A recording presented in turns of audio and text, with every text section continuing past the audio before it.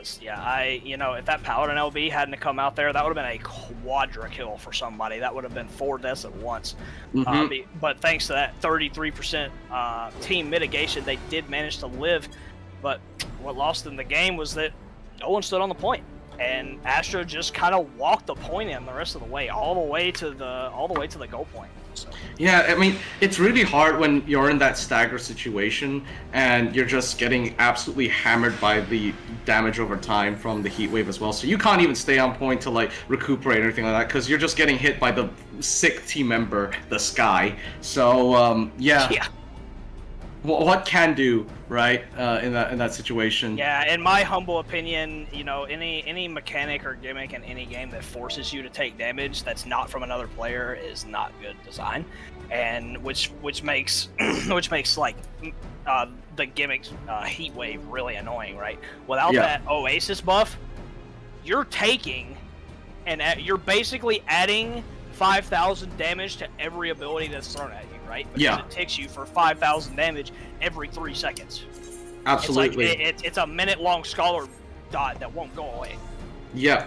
And that's why, like, when you have the Scholar, when you have a Ninja and stuff like that, like, rundown jobs that, like, really hurt with the sort of damage over time, it makes those comps really scary. And with how strong Scholar has been as well in the past couple of seasons, that's probably one of the main reasons why I see a lot of people queue down when it comes to Red Sands.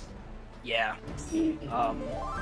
Yeah, we've played a lot on Red Sands and a lot on Cloud9 today, and those actually happen to be my 2 least favorite maps because I don't like Red Sands because of Heatwave, and I don't like Cloud9 because of, you don't have guard, here's 30k damage. Yeah, you basically universal mechanics, right? Not things that can't be avoided, except if you do one specific thing, and if you don't happen to have it, you're just kind of screwed, basically. Exactly. Like Volcano, right? You have the bombs, and the bombs is something that you can avoid. And then Clocktown, same thing, right? You have the mats, and even though there are people who like to, set up and try to pull you onto the mats or stun you on the mats or whatever, you can still avoid them. But you can avoid, if you don't have guard, you can't avoid 30k fall damage. And if you exist on the map, you can't avoid the 5k tick that annoys the heck out of you. So that's why I don't like those 2 maps. Yeah, so a lot of it is basically, can this mechanic be avoided with movement and movement alone? Yes, then, it's fine, right? Because you're not expending resources, you're actually just changing the approach. But on those maps, it's more about, do you have a button available, or do you happen to be positioned at the right time? Because in that situation, when they're already at 99% at your goal, you don't really have the time to go pick up Oasis to mitigate also negate the heatwave damage, because you're just, letting them walk in for free. So, there's not much you can really do in that situation. Which, I also the thing with a lot of the other maps, you can at least plan around the mechanics. You can't really plan around the mechanics in Red Sands, because you could get a Cactus, you could get the Lunatender, or you could get the Sand Trap, and you just don't know which one you're gonna get, right? And yeah, sure, it's like a 1 in 3 chance that you get the positive sort of like beneficial gimmick, but the reality is it's probably like it feels like a 50%, because it's 50-50 on whether it's a good mechanic or a bad mechanic, right? So. Right. Actually, it's a 33% chance for it to be a good mechanic because the other 2 are bad. Yeah, so but I mean, but it feels like 50% at the end of the day, and you can never really like judge. It's kind of silly, right? Because it just so happens, yes, when we're about to break 50%, it's a Cactus, but when they're about to break, it's a Lunatender all of a sudden, right? Yeah, it can definitely go that way depending on your day, but man. I think out of all the thousands of games that I've played over the past, I'd say about 8 or 9 months at this point, that my favorite would probably have to be Volcano. Simply because I love playing melee jobs. Yeah. I love getting in people's faces and doing flashy combos or whatever, right? So to melee, just if you're a melee player, you love Volcano, right? Yeah. If you're a caster player, you can't stand it because there's a wall here and a wall there and a wall here and a wall there, and you just can't play the game, right? If people line of sight you the whole time. Exactly. And, you know, the orbs do make for a very interesting mechanic because you have the bombs which act as a hazard, but then the orbs act as a reward for you positioning well against those hazards as well. So it creates very interesting sort of gameplay dynamics, right? It can act as a comeback mechanic for the losing team, but also a sort of mechanic to help basically reinforce a positive momentum for the winning team as well, right? So I really like how that map interacts with gameplay. I actually also, weirdly enough, like Clockwork Town because of the way the geography of the map is. I like the way they've laid out all the big areas, but also some of the like corridors and stuff. The doors are also a really fun mechanic. I think it's, if not for the fact that, you know, Yojimbo and the other like sort of gaze mechanic exist, and the mats. I think it also, if people remove that and it became like just Palystra 2, I think people would love that map more than Palystra. That's what I personally feel. Yeah. I've got a friend who I play casual queues with sometimes. The little orbs on Volcano. He calls them collecting the Dragon Balls.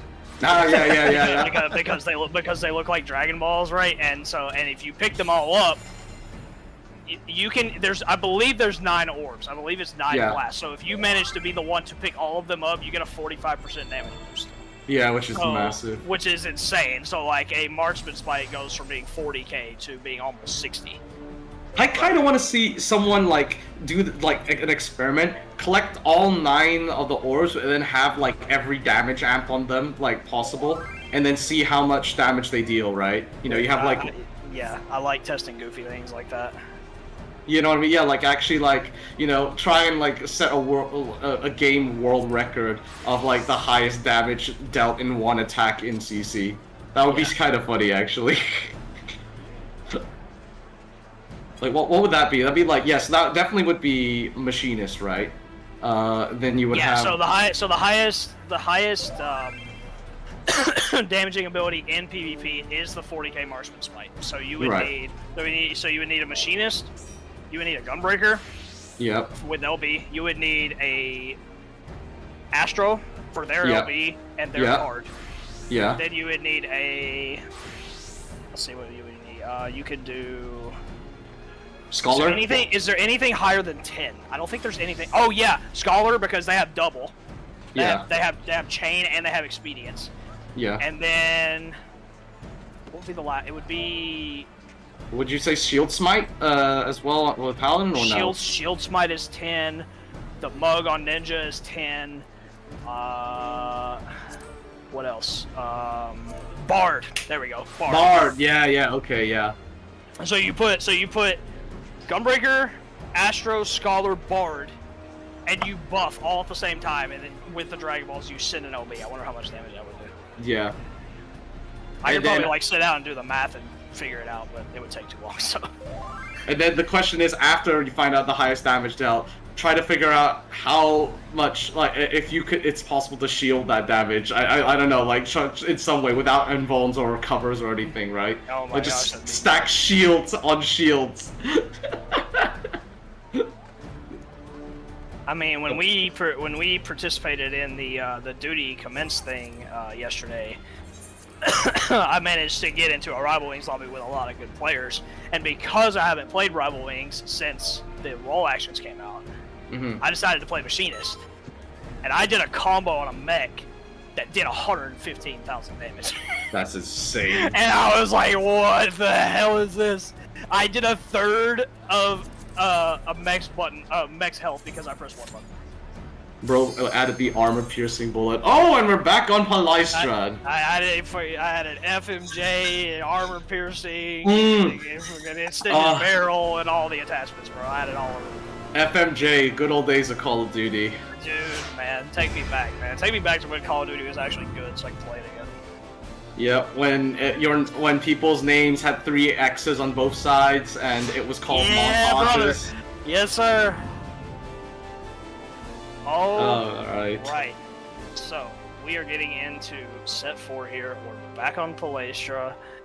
We have Asher's got White Mage, Sage, Monk, Dragoon, Reaper. Oh, okay. That's a scary combo, actually. Yeah, it is. And on Umbra, we have Paladin, Dark, White Mage, Samurai, Red Mage. That's a pretty unique combo. Yeah, I mean, Masaru is a Samurai main. That's his, like, you know, iconic job. Glad to see he's bringing it out with the ultimate weapon as well. Look at him, PvPer and PvEer. Don't let anyone tell you otherwise that PvPers can't play the game. And yeah, you know, I mean, we do have a lot of, like, you know, shutdown for cleave with Samurai. And, you know, there isn't that much shielding on Astra, so, you know, they're not going to be hard countered here. So I think it could be I definitely expect the team with 2 tanks to play a lot more aggressive. And look to play off of Shimori's Plunge. Because as we all know, Plunge is a pretty ridiculous ability that you don't want to deal with. You don't have to. Yep, and there we go. They are already making a lot of space here, not giving Astra much room to really fall back, and that's a huge cleave. Salted Earth out onto where the ground potion would be, and they find First Blood onto Reed, and they change their plunge to the Sage, and the Sage falls too. The Dark Knight has momentum. That is scary, Aeon. You do not want to give a Dark Knight momentum in a team fight because they're just gonna press W. Especially Shimori, who is really good on those tanks, and yeah, is just going to reinforce that momentum right there. Kaide just desperately trying to stop the 50%, but that's not going to happen here. We do have a limit break coming out from the There is a good fear coming out for the Reaper, looking to damage on Shimori, who's one shot. Oh, the cover just in time to save Shimori. I'm sorry, but has Microwave missed any covers today, Key? I don't think he hasn't. He don't miss. He just don't miss. He always hits. Don't miss.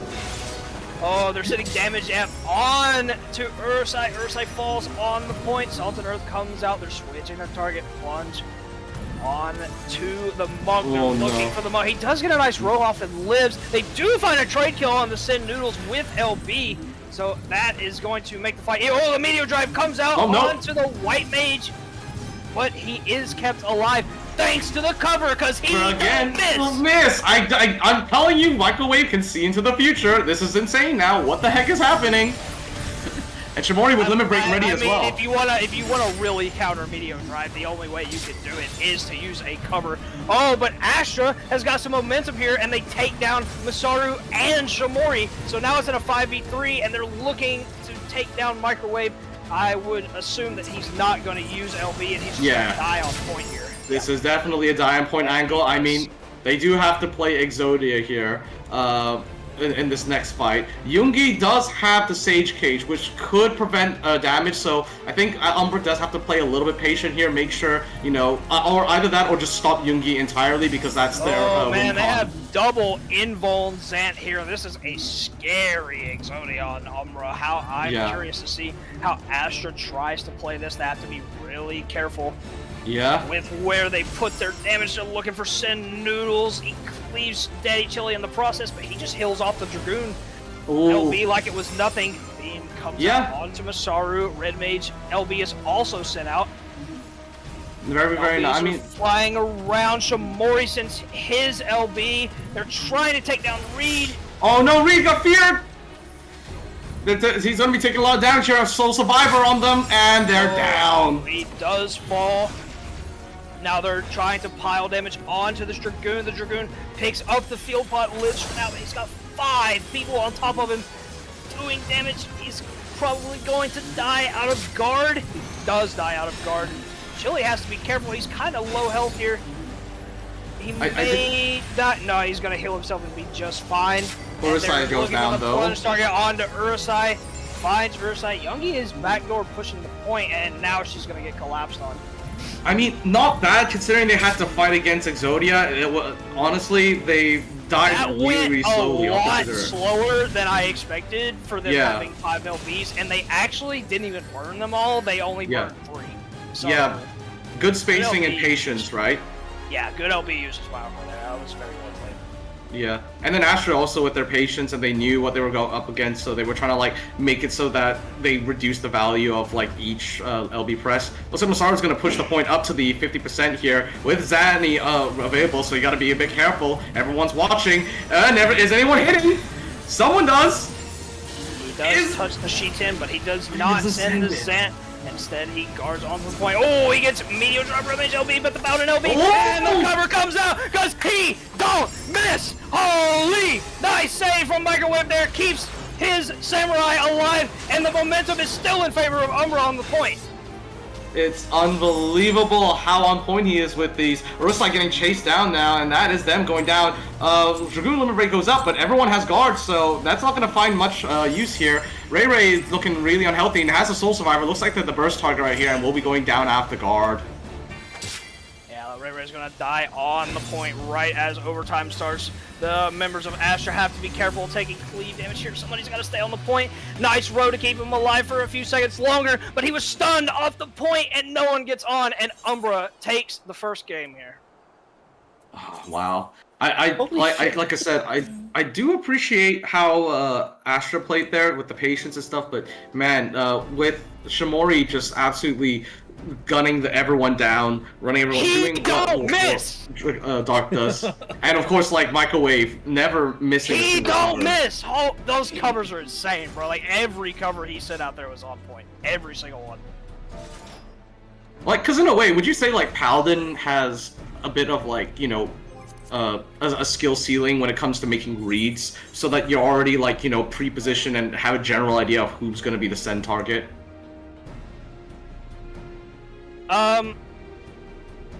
I mean, dude, it's so tricky to play into Paladin LB. Like,